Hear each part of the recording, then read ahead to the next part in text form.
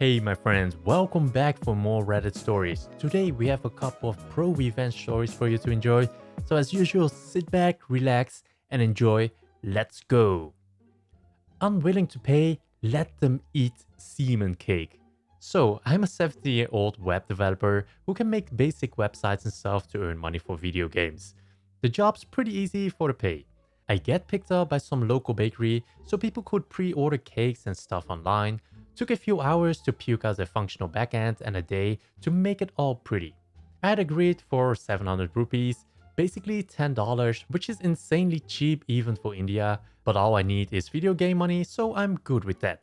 When I'm done with the job, they needed to purchase the domains and the server, which I explicitly told them, you pay me 10 and use another 10 to buy a domain and 5 to rent servers. Total is $25. They give me $15 so I could set their stuff up. Once the website was fully operational, I asked for my money. But apparently they didn't want to pay because if I wasn't hosting the server anyways, why do I need compensation?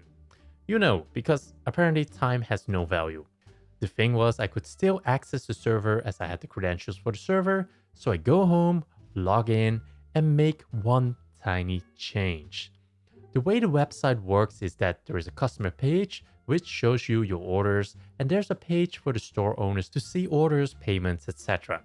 So here's what I did. Added a small inconspicuous may contain semen warning in all product details. In the page where it shows you order confirmation to the customers, some options are changed with semen, so like semen frosting by random. The website went down in about a week and they are back selling on Facebook. Guessing someone complained or something. Neighbor likes to park in front of my house? Okay then. My neighbor started parking on the street behind my car, like literally inches for no apparent reason. My neighbor has a driveway, empty, and also lived 2 houses down the street. I don't have a driveway, so on-street parking is a must for me. So after a few weeks, I asked if it was necessary to park so close when there was literally no cars on the street for over a quarter mile. He said no, but there is no law against it, with a big shit-eating grin on his face. A few weeks pass by, and my car gets hit because someone thought there was enough room to clear as his truck blocked the view of my car entirely. I see this happen, but unfortunately can't get a model or license plate number. I find my neighbor's email address because I really didn't feel like talking to him and ask him again if he could just park further down the road, closer to his house. He replied, nope, suck on it. Okay, I've lived here for quite a long time and never had any issues with him or any other neighbor. I keep to myself, never make noise, don't have any noisy pets or parties, etc. His truck has his business name on it. Google it, find out it's his own business, lots of Yelp reviews, BBB rating, etc. All these links point to his website. I go to check his website, it doesn't load up. I head over to who it is and see that the domain isn't registered. I snag it. Before I think of what to do with it, I Google the owner's name and find out he has been convicted of murdering a child 20-ish years ago. I find a handful of links that details his stories rather explicitly. I copy paste all those links into an email to him, a throwaway account so he can't just reply to me as I delete it afterwards. Said something like, well, if you want to be a jerk for no reason, I just bought your business domain. Here's all the links I plan on posting on it. I don't have to list your business name because all of your business listings across the internet have this URL pointing to it. Keep parking like a jerk. Yes, it's legal, but you are willfully doing this just to annoy me.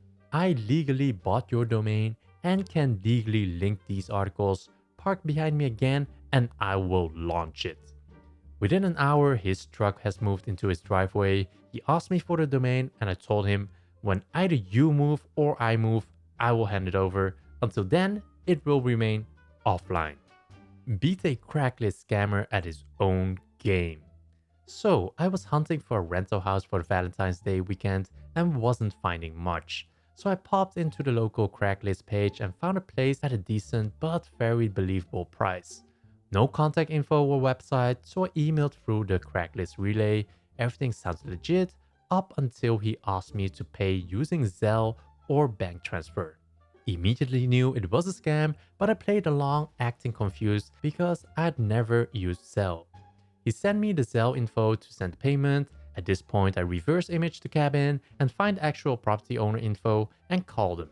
He confirmed that he has had this scam happen before and angry people show up expecting a rental that is already legitimately reserved and demanding a refund. I give him the links and info to the fake craiglist posting so he can report it.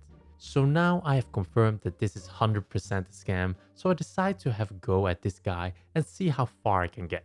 After a few more confused sounding emails regarding how to get the money to him over Zelle, I send him the request, but instead of paying him, I send it as a request for payment.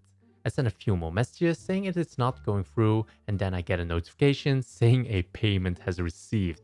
Sure enough, he approved my payment request and sent me the money he was trying to get me to send him. So, I had over $400 sitting in my Zelle account from a guy in Nigeria who was trying to scam me out of my romantic weekends. So, those were some epic revenge stories. I hope you enjoyed it like me. Thumbs up to support the channel, and I'll see you in the next one.